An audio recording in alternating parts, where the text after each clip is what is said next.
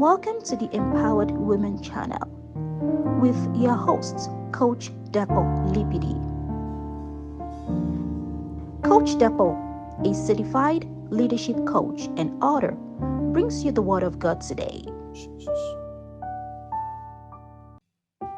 It is our hope that today's message will encourage and empower you to do great things in your life. Be blessed as you listen. Okay. Thank you so much, everyone, for joining Miss Tonia and I today. And Tonia Ojenagbon. She's known as Tonia Bruised but not broken. And she was bruised, but I'm glad she's not broken, because if she was broken, she wouldn't be here today. And I told her that when she's coming, she shouldn't wear a wig. She should come with her blonde hair. And I'll tell you why. I didn't tell you why before, but I'll tell you why. That hair reminds me of the fire that burned us but did not consume us. So we went through fire, we came out. I mean, there are signs that we were burned, but we were not destroyed. When Moses saw the burning bush, he was not consumed. The fire was burning. The bush was not consumed. He was not consumed. But guess what followed after that? God gave him an assignment. So the fire we have been through is meant for us to go on an assignment. And that's why I said, come with that hair, to remind all of us that we have been through fire, but we are out. We're here. For those who are still in, the fire will not consume you. But we are here. We are alive. We are well. And we're on a mission. This is a mission. It's not, and I want to say this, we're not fighting the church, but we are saying to the church, we need you to help us women. We come to church because the church is meant to be a safe haven for all of us. The Bible says in him, there's no male nor female. We're all equal before God. But we find that a lot of women are trampled upon. They are bruised by the men who are supposed to protect them. And it's very disheartening that this is the experience that a lot of women are going through. So when we say the church and abuse, we're not fighting the church. Lest anybody go misrepresent us. We're not fighting the church, but we are like the daughters of Zelophehad. In Numbers 27. They were told that they were not entitled to their father's inheritance. And this is what abusers are telling us. They are telling us that we are not entitled to our inheritance in Christ.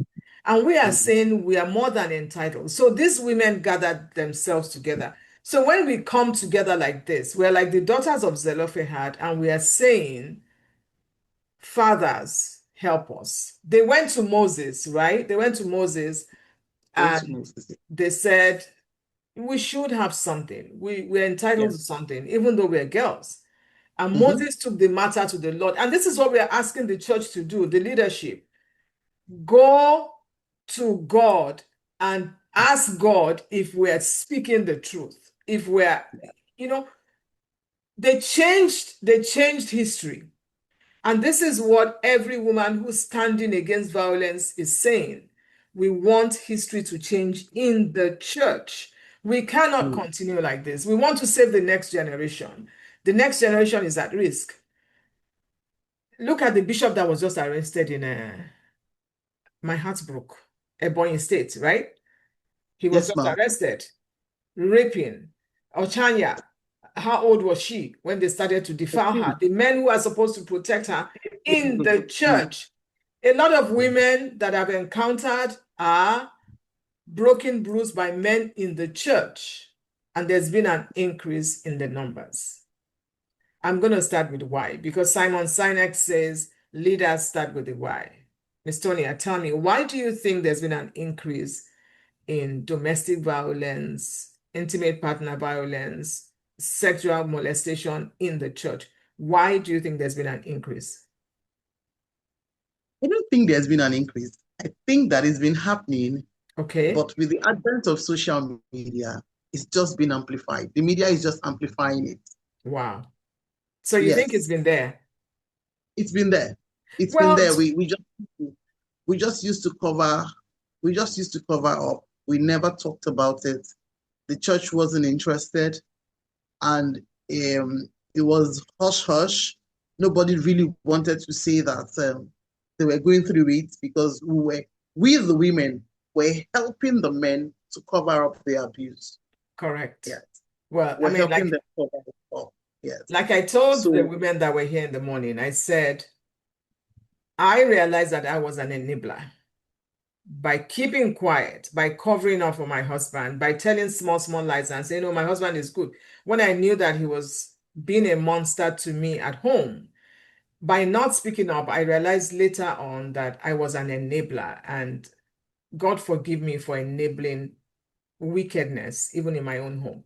But to your point, maybe it's always been there. We saw our mothers endure it, we saw our grandmothers endure it, our aunties and all that. But in our generation, thank God for social media, we can talk. How can we help the church? Because somebody asked this morning if the church has the capacity or if the church is ready. I said the church has the capacity, but the church may not be ready.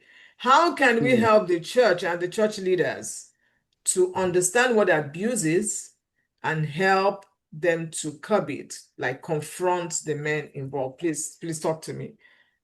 Okay. One of the things the church needs to understand, first of all, is the fact that domestic violence is not a church matter. It's not a family matter.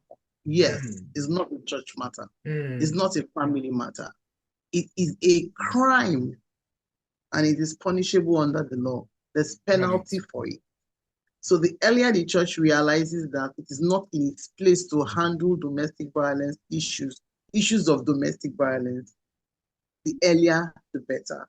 And the fact that we have more Christian sisters coming out to speak that this is happening. The church needs to go back. Responsibility.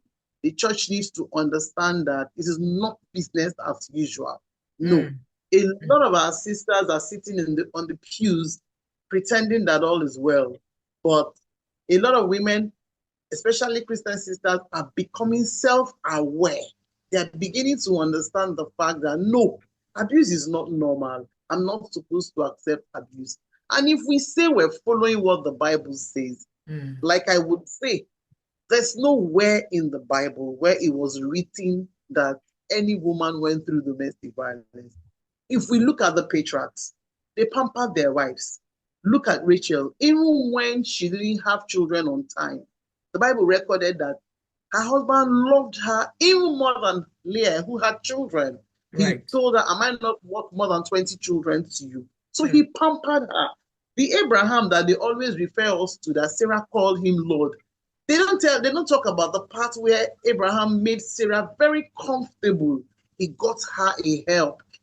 He got her several house helps. So Sarah wasn't the one doing everything. She had helps who were helping her to do stuff. It was easy for Sarah to call him Lord, because from what I understand, he was a present husband. He was not abusing her verbally or emotionally. Even when she couldn't have children, she said to him, take my maid, impregnate her. And he did. The woman gave birth to a son. If he was a Nigerian man, when Sarah said, I don't want to see this woman in this house again, drive her, he wouldn't have done it, because that boy is his first son. But Abraham listened to her, and he sent her away with her son, not minding the fact that, oh, I had this boy before I had Isaac.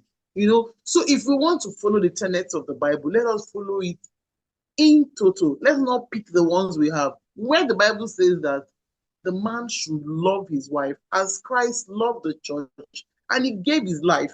They don't see that part. No. All they see is that next one that follows, that the woman should submit.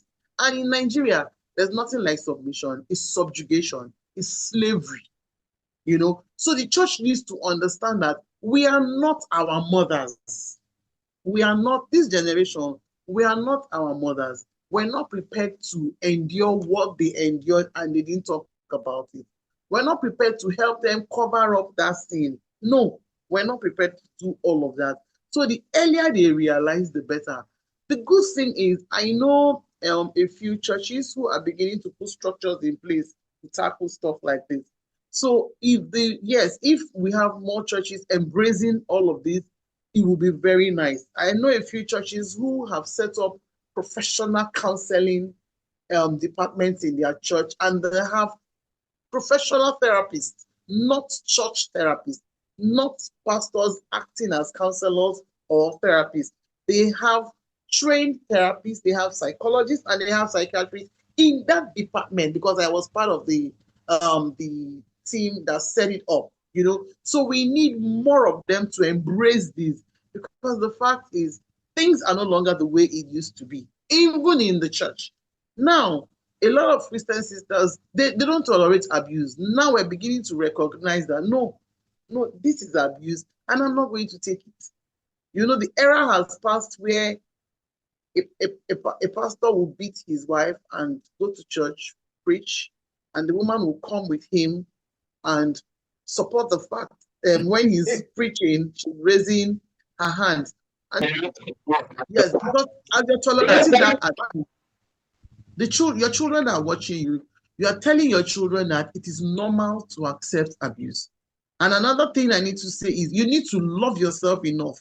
A lot of us, we don't really love ourselves the way we love our husbands.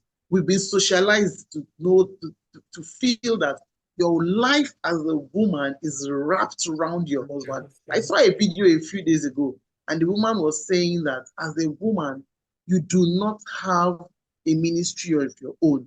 That you as a wife, your ministry is tied around your husband's assignment. And the good thing about, I'll send you the video, the good thing about the comment section was, it was Christian women answering her, telling her that, no, what you're saying is very wrong. I was happy when I read the comments. Gone are those days where you see enabling comments of people saying, people are agreeing with her. But a lot of the Christian women that I knew, including female ministers who have their own ministries, were commenting there and saying, no, it's not true. Your calling is not tied to your husband's vision. What if God gives you a separate vision? You are a human being. You are a full human being on your own. Yes, Bible says you should submit to your husband, but Bible did not say that your life, the totality of your life, should be wrapped around a man that you lose yourself. A lot of women have lost themselves. True. They can't even remember anything about themselves. I asked a lady last week, I said, when you were growing up, what was your dream? She can't even remember. I said, okay, when we're in secondary school, you say, okay, I want to be a newscaster, I want to be a journalist. She can't remember, because in the last 30 years, everything she has done is wrapped around that man. Everything. So too many women have lost themselves. But the good thing is that more women are becoming self-aware. We're beginning to realize that going for therapy is not a sin. We're beginning to realize that it's not. Yes, we're beginning to realize that, oh, my life matter after all, And like we said in the when we just started, things are not the way it used to be before. Correct. Things are not the way. Now we shame. What are you going to say? Okay, oh, she's a Christian lady, she left her husband. Okay, so after that, what else?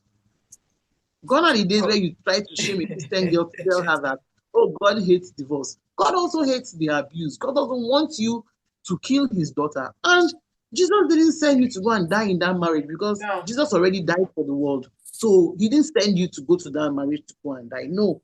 And God is not happy when his daughter is being killed. Incidentally, tomorrow is the funeral service for Barrister.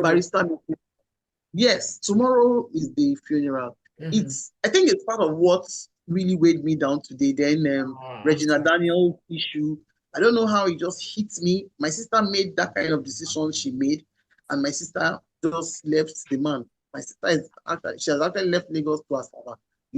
She was 20, decided she wanted to marry this guy. If we don't allow her to marry him, she will kill herself. And now everything has packed up. So then with Barrister Mrs. Felicia, it's really affected me since morning. I'm sure it was part of the reason why I just knocked off. Because I'm going to go for the funeral tomorrow and I'm just talking to myself. I'm just psyching myself to say, this woman didn't have to die.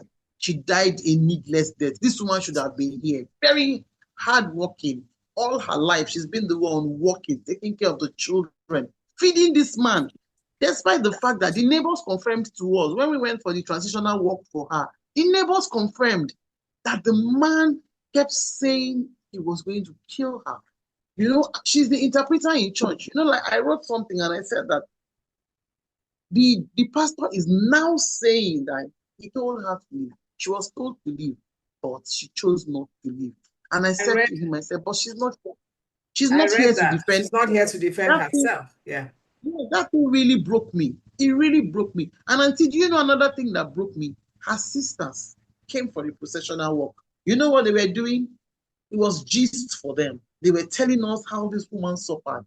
There was one time she was admitted in the hospital. He beat her. When she came back, as she entered the house, he gave her a punch in the eye. She couldn't use that eye again. And I wanted to talk, but Lola, they held me. Said, let me ask these women that when she came to report to you, don't allow anybody to kill you. They will live their life. I'm going to be talking about true life experiences, not what I read in the book, in any book. Syndrome. I don't know the medical name, Takotsubo something. Yes. It happens to people. And when we did that video, it's on my YouTube channel. When we did that video, somebody reached out to me and said she knows somebody who died of a broken heart syndrome. Oh, I know. At the time, she did not know that was what it was. Part of the problem that women face is that we don't know what abuse is. We don't know it's called abuse. We have normalized it because we've seen our mothers endure it. We saw our grandmothers, our aunties endure it. And when you tell people that this is what you're going through, they'll tell you that they'll fast with you, they'll pray with you. And they do fast with you and pray with you. But in fasting and praying with me, are you confronting my abuser? There's a pastor that told me a few weeks ago that when he first met me, he thought I was older than him. But that now he realizes I'm young. I said, I'm young. I'm not, not 70 yet. So I'm young. He said he would not have believed that I was not older than him with the way I was looking. I said, I'm looking this way now because the stress has been removed. Because back then, the stress was a lot. But I did not know for many years that I was being abused. I thought it was normal. You're the wife, you do the cooking, you do everything, raise the children, do their homework with them. When you go out, you look like a pretty family, everybody's nicely dressed up, but it's only me and my children that talk. It doesn't have time for us, doesn't talk to us. So that until my girlfriend said, have you heard of narcissistic abuse? I said, what's that? She told me to go research it.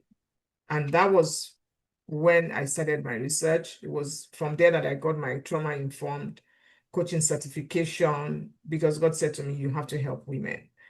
Where you have been, you need to go. It's like Ruth Oluwadari said, I came out of fire with a bucket of water to put out fires. So we're all coming out to help other women, to help the next generation, because our children and grandchildren must not suffer what we suffer. No. And that's why we all need to speak up. But many women do not know that what they are going through is abuse. A man tells you to stop working and then he's punishing you by not giving you money. That is abuse.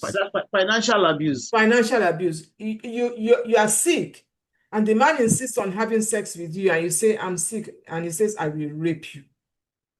And the Nigerian constitution does not recognize marital rape. No, it doesn't. It doesn't. Whether you consent or not, it is. Yeah, as long as we are married. It is marital, yes. It is marital sex as far as the court is concerned. Yeah. So how do the church needs to wake up and tell this men and women too, because there's some women who are abusive, that this is not acceptable according to the word of God. We keep saying God hates divorce, God hates divorce, but in that same breath, that same verse, it says, God hates the man that covers his wife with violence. So a man is slapping his wife and you're telling them to stay. I remember when I left and one pastor called me and said, your husband said, I said, but all these things are lies. He said, you're wrong, you're wrong.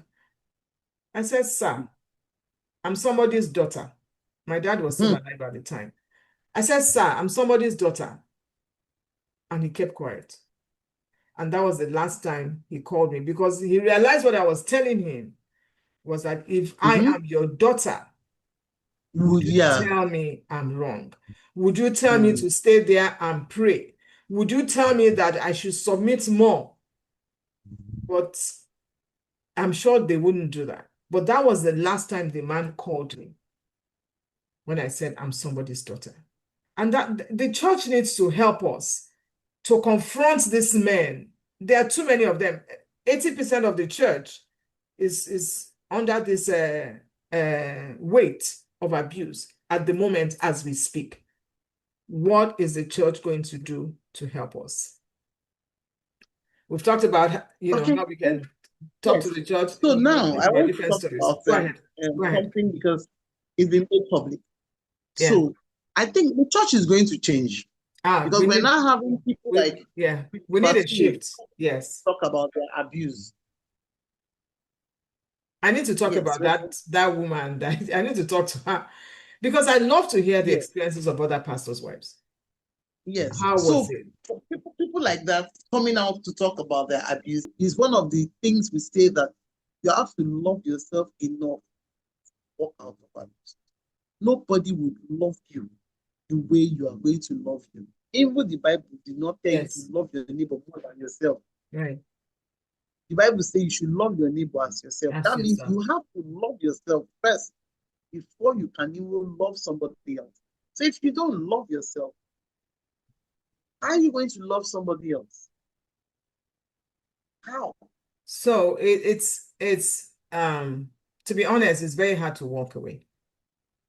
And it's very hard. I know it's very hard. There's so many things that keep women in abuse. One of it is finances. And this is why I personally tell people to empower themselves. Empower yourself. If I didn't have money, if I didn't have savings, I remember Apostle asking me when I was telling my story, so it means your parents were comfortable. Yes, my parents were comfortable, but I was not depending on my parents. I was working. At a point, like I told everyone in my story, I worked 2 jobs to keep my family together, to keep my children, to make sure that my children had food on the table, they had clothing on their backs. And then one day, one of my children said, Mommy, you need to start saving money. Because the day this man will throw you out, you won't have anything. That was the day I started to save money.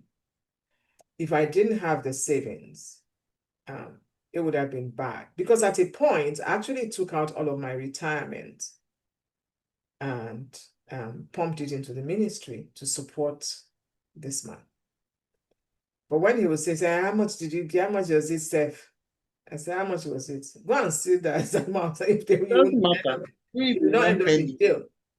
So when I was doing all that, I thought I was building my home. They were saying fast more, pray more, submit more. I was doing all of these things and it didn't make a difference.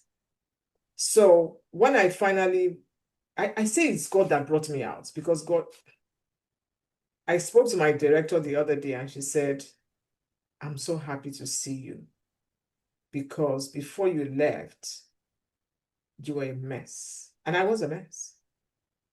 Complete mess. I was like a stick. I had alopecia. They used to call me bald, Wow. Make fun of, it was terrible. But God brought me out with a strong hand. And I came out with just 2 bags. But everything I left, I'm a shoe freak. I love shoes. Everything I left. Now I have too many shoes. I'm asking myself, where did all these shoes come from? All the shoes I left are still there. But you know what I told myself after I left? If I had died in that, those shoes would have charity. Yeah.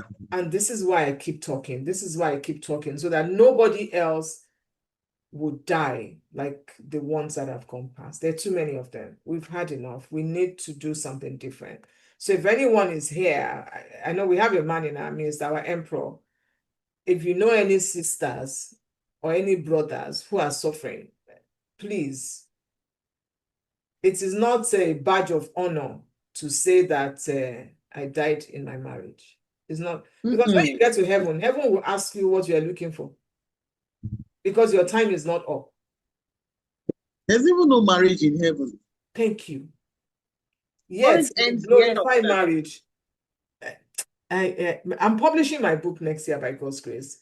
And one of the things I put in the book is how Nigerians will rewrite 1 Corinthians 13 and say, if you have all the degrees in the world and you do not have a husband. So society lied to us that we needed a husband. At the time I got married, I was like, I'm not getting married again. But then we met, and we prayed, or so we thought. We prayed, we received, and we married. But once we got in there and there was trouble, it was a shameful thing.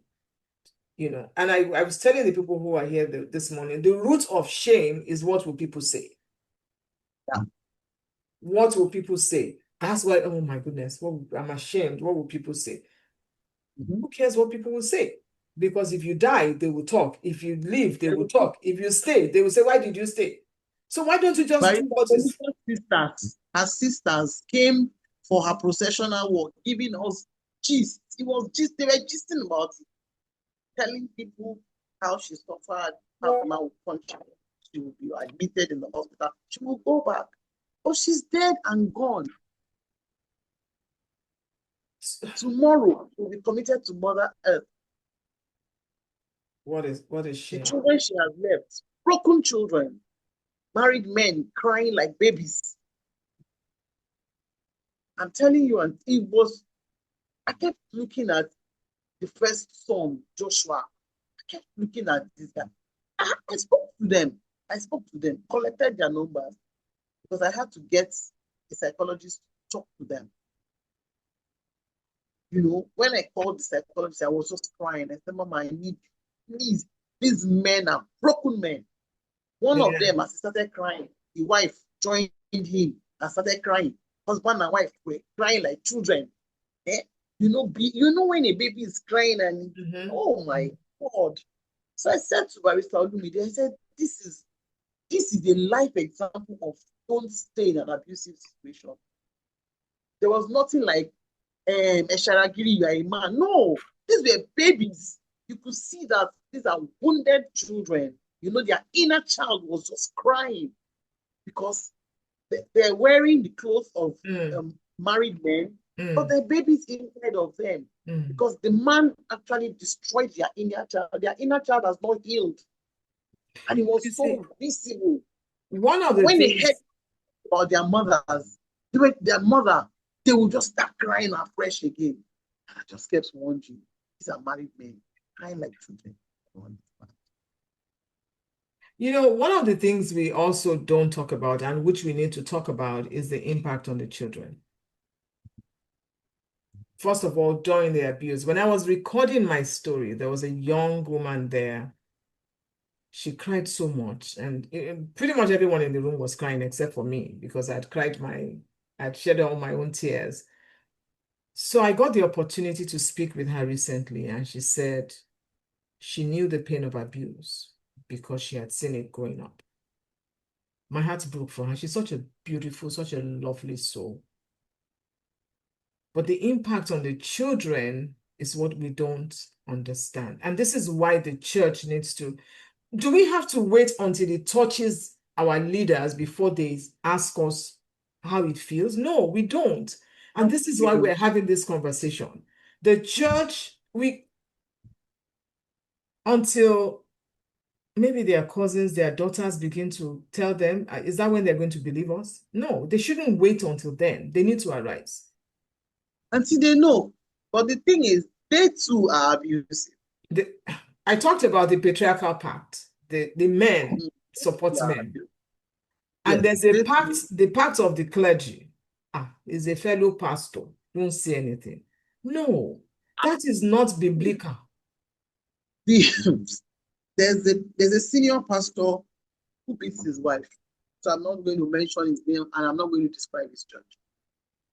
I mean, one of the senior pastors we really respect in this country. He beats his wife. Then a pastor in his church was also beating his wife. And the wife spoke about it. And you see this narcissism, comfort narcissism, no, malignant narcissism. This pastor told the girl when she came for daring to tell her story publicly, told her that everything they have in his power, they will collect the children from her. So I just went, so she told me, when she sent me the voice, I couldn't believe it. I said, the pastor sent this one. Anyway, cut a long story short, I went to Panti Alagbon the following day for another case. And I saw there was an entourage of cars coming. So I thought the IG was coming. So I said to the PCP I was talking to, so I was telling him, I said, okay, please come and introduce me to the IG, that I want to have the phone number of the IG, so that when I have cases of this kind of cases I bring here, me too, I can call IG. That was what that's how I walked close to the car. And who was there? That senior pastor. Wow. Who had threatened. Yes. Wow. Immediately, I quickly went to call my friend. I said, please, so the pastor is here. That thing he told you yesterday. Yeah. There was nothing they didn't try. Oh my God. The day we went to go and carry these children.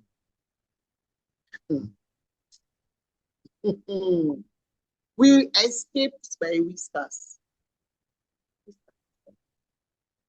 Then we went to go and carry the children. And I see him. I think they won't talk about it because they do it. Then the Mommy Gio you want to go and meet. I'm just using Mommy Gio as the wife of the general overseer, not the person called Mommy Gio. The wife of the owner of the church, let me not say general overseer, the wife of the owner of the church that you want to go and tell that you are going through this abuse. She's also going through it. She will tell you to stay there. Yes.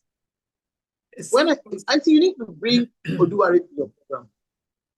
Her husband, she's the wife of a general overseer. Her husband will beat her.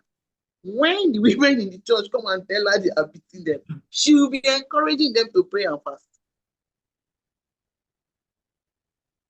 Yes, she'll be telling them. That's the life of a pastor's wife. Because when you are there, so they too, they are going through their own. Yes, the fear of what you will also face at home is there. And even whether you're a pastor's wife, or whoever you are, the fear of what you will face at home prevents you from speaking. I don't want wahala. Things are happening. A lady told me that the husband pulled her down from the bed because he was angry and is a minister in church. I know a young man who beats his wife with belt and is a minister in church, and he will stand on the pulpit. How do you beat your wife on a Sunday morning? Come to church. I can never process that. I can't process it. I can't. It's crazy. I got a tongue lashing sometimes on Sunday mornings, and we'll still preach. So this is why we're saying the church needs to wake up. We cannot continue business as usual. Things must change. There must be a shift. There has to be a change in the narrative. I did a video on why are the fathers silent. We need the fathers to speak up. We need more men. In all of this, my thing is only women that I see. Only one man has agreed to interview on my YouTube channel because many of them cannot speak up. Many of them cannot speak up. I'm They can't sorry. speak up because, like you said, they have been roped in. They've been roped in. And They're guilty as charged. see, like I said, I'll be telling life stories. I got a call, I think about 3 months ago. A reverend called me in the middle of the night. And as he called me, Tonia, we need help. They're beating one woman in a highbrow area in Lagos, in Ikoyi. This woman is 70 years. I know one too that is 70. I don't understand. How do you beat that kind of a woman? And the next thing he said, oh, he's been beating her for the past 40 years. I said, sir. So I started panicking because I was just trying to imagine my 70-year-old body. So I quickly called the Lagos State Domestic and Sexual Violence Response Agency because we have neighborhood security in every local government. So if there's abuse going on, if you call me now as I'm seated here now, in the middle of the night, I will call their 24-hour toll-free number and they will call the neighborhood security there. All I need to do is just to give them the address of where the abuse is going. They will go and take that woman out of that domestic violence situation, which was what we did that night. And I spoke to the 45-year-old son of that woman and I said, when your father was beating your mother, what did you do? He said, out of respect, he didn't touch the father. And why am I telling you this story, Auntie? They are pastors. I have a friend. I can't remember what post I shared. I said, oh, I stand against domestic violence. That was last month. She said, yes, so you are doing a good job. Well done. I'm proud of you. I said, but me, I'm still here. My best friend from school. We're still collecting our slap. I started to cry. I started to cry. That he's still slapping you. She said, please tell the young women that they shouldn't fight. That they shouldn't fight. That we're still here collecting our slaps. I said, Jesus Christ. I wish I could talk to this. I'm going to send her this video when we're done. I wish I could talk to the husband because we all went to school together. Why? But he's a minister in church. In fact, I think they are over marriage in the church. In my last video, the Pastor Yamisi said their church has a hotline. And I said, please, everybody recommend it to your pastors. Let every church have a hotline. Memorize the number so that if there's any issue, because men will come and break phones. I know a lady, the husband broke the phone, just took it, smashed it. So that they don't keep any evidence. Some of them even go to the phones, delete all the evidence that the lady is keeping, so there's no trace. I told them, send it to somebody. His words. Send your proof to somebody. And who was it that suggested? Save it on Google Drive where they can reach it. Forward it to somebody for safekeeping. So that if anything happens, you have proof. Miss Tonia, I'm tired. T-A-Y-A-D. Not because it's too much. I encounter women on a daily basis. And this is not just in the Nigerian context. It cuts across the board. I have friends, Caucasian friends, African-American friends who have the same story that we do. But we are all joining efforts to say enough is enough. So if the church can arise, a shift is coming. I know it, I feel it, I believe it. If the church can arise, we will see that things will change. Things will change. Even if it's just one man that arises. I think gradually, they would have no choice in this matter because for people like us who are vocal, we'll keep calling them out. Yes, please call them out. Somebody like me, I'm older now. I can't do too much. I do, we'll keep calling them out. But they invited me to your former church. So immediately they saw my picture. the lady called me and said, they said they don't want me. Me, I will come and corrupt their members. So because I was curious, I said, Sister Becky, tell me the truth. What happened? Is it my hair? He said, no, somebody recognized me. I said, this person that is always calling out pastors on social media, that she a Christian. That she will come here and come and corrupt all the women. I said, no, I'm coming to liberate them. I'm coming to tell them that abuse is not normal. It's not. It's not. It's not. So And you know, abuse is not normal. the Because they truth are beginning is, to socialize us. They want us to believe that, oh, this thing is normal. And you keep hearing one statement, they say it rains everywhere. No, it doesn't rain everywhere. It doesn't rain everywhere. it doesn't. It doesn't. Absolutely correct. It doesn't rain everywhere. No.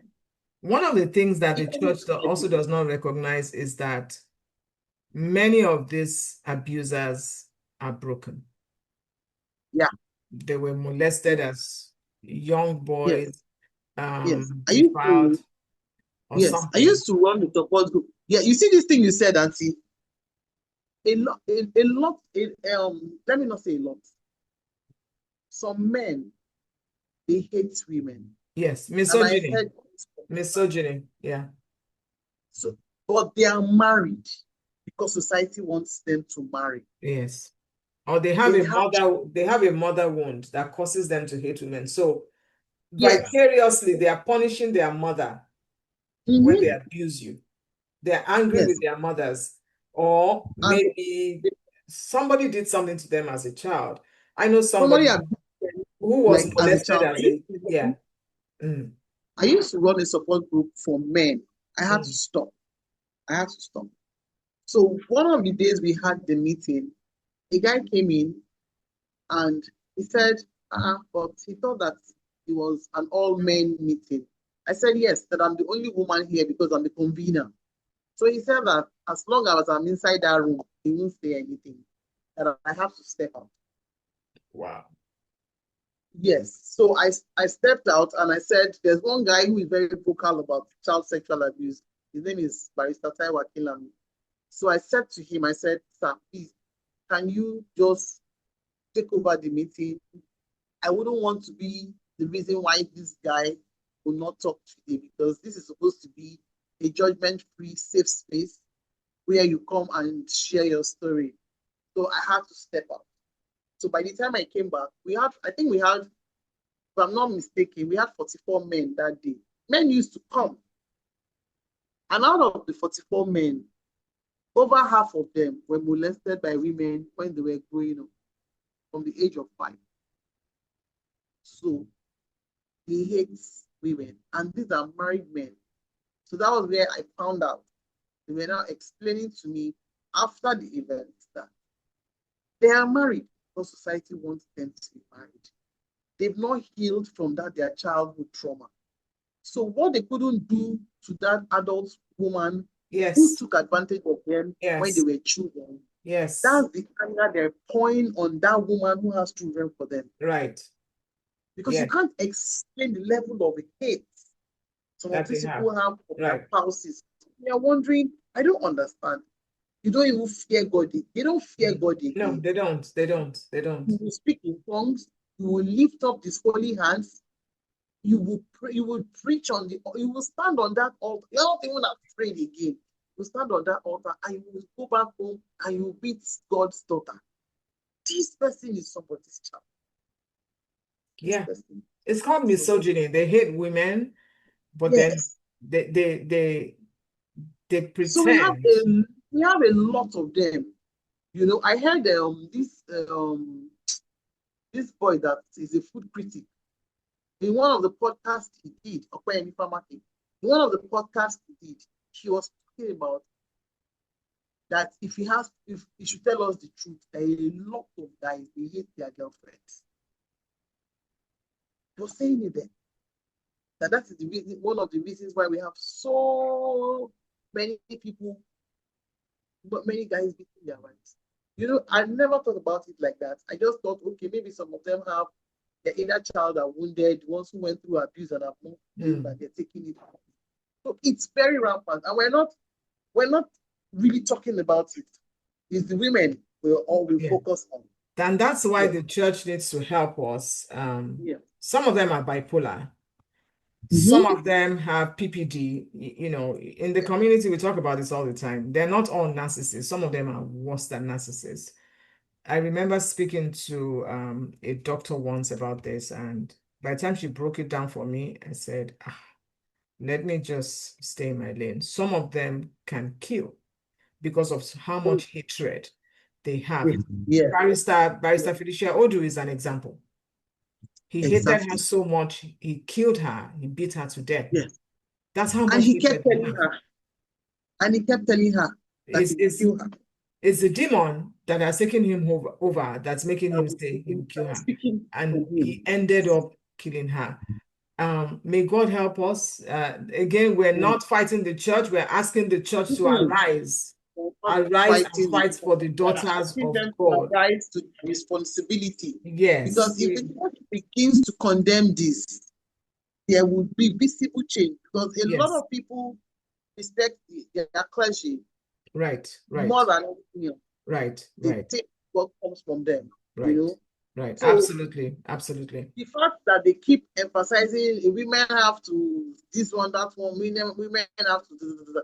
I saw a video of a pastor's wife last week. There she was saying, with all the degree that she has, she's still under a man. And I just said, these are the kind of teachings that got us where we are. Yes. So she kept saying she has 2 masters, she has a PhD, she's still under a man. No. So let me pause here. I don't have any problem with being under a man, but as I'm doing my part, the man should also do his part. The Bible says submitting one to another. The Bible says the husband should love. Is the husband loving as I'm submitting? Is the husband protecting me as I'm under you? So it's not just, and these are some of the teachings, but my sister would tell you, I wish one day you will talk to her, she'll tell you some of the things I used to tell her back in the day about submission, because that was what I was taught and that's what I believed. But after a while, I realized that something is wrong, and if I brought up the issue of Ephesians and saying, husband, love your wives, I don't see the love, I'm doing all this submission and everything, I don't see the love. We'll just dismiss it. I have no problem with submission. My problem is, and this, when you said you are looking for the definition of submission, I said I'll help you find it, because we've bastardized it so much that we no longer know what it means. Don't know what it means. We don't have any definition anymore, because we have corrupted it, we have bastardized it, and we have turned into slavery. But that is not the intention of the Bible. If God approves of abuse, I keep saying this, and I think I heard it from Reverend Christy, God would not have left Israel in Egypt if God approves of abuse. The church needs to take a stand and stand on the side of God, so that those of us who have suffered, we're okay, we're fine. But for the next generation coming, I see women who are 20, 19, 25, suffering this thing. When I said it one day, somebody said, when did you start? I said, it's true. I started at 20-something myself. But we cannot pass that to the next generation. There must be a stop. There must be, I don't need to stop. We've gone on for so long. So long. It's a topic that's never ending. I agree. Yes. Another thing is, I need to say this, man. Everybody has their limits, their threshold.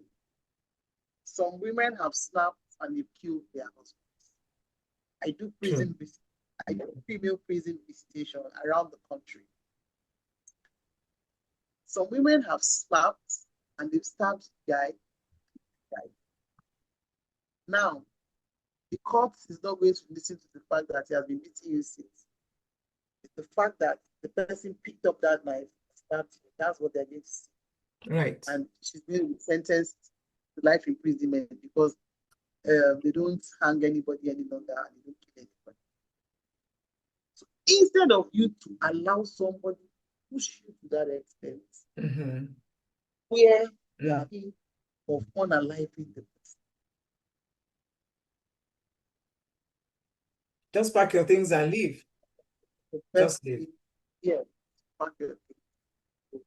I would never support any woman to stay in an abusive situation for your own self. Right. What if you get slapped one day and the person's head hits the wall? See, Auntie, I'm going to send the people that I'm telling you that I want you to talk to. I want you to talk to people who have the scars. You're going to talk to Christy Dokubo. Christy has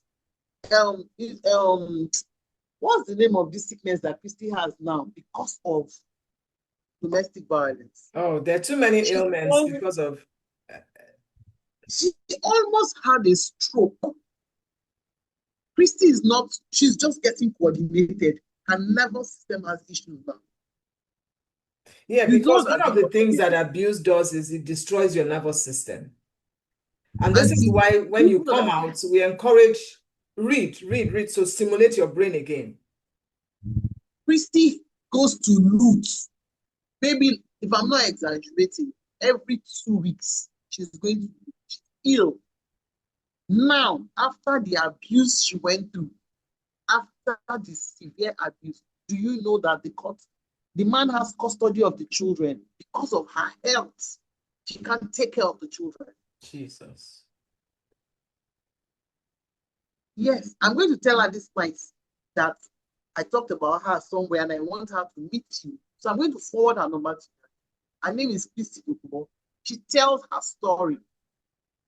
Yes. It's now that Christy is okay. She still goes to the hospital.